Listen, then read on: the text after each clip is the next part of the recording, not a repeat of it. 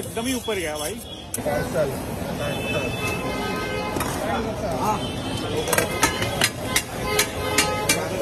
ये जो बन रहा है मसाला डोसा जो कि भैया हवा में उड़ाएंगे।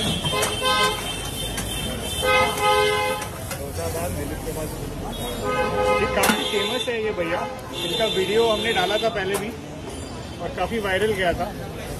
तो वापस हम आ जाए हैं, भैया और ऊपर उड़ाएंगे आज।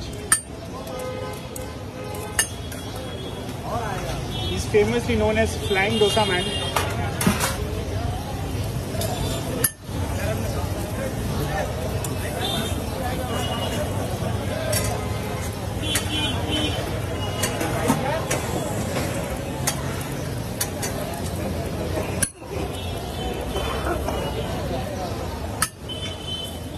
इधर मत रहा, मैं डर जाता हूँ। इधर भी नीचे रखते हैं, नीचे रखते हैं।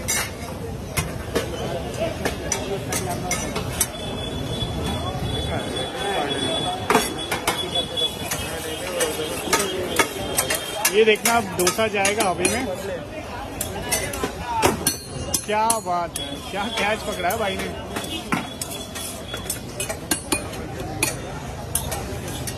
ओ ये तो एकदम ही ऊपर गया भाई। भैया एकदम फॉर्म में आज।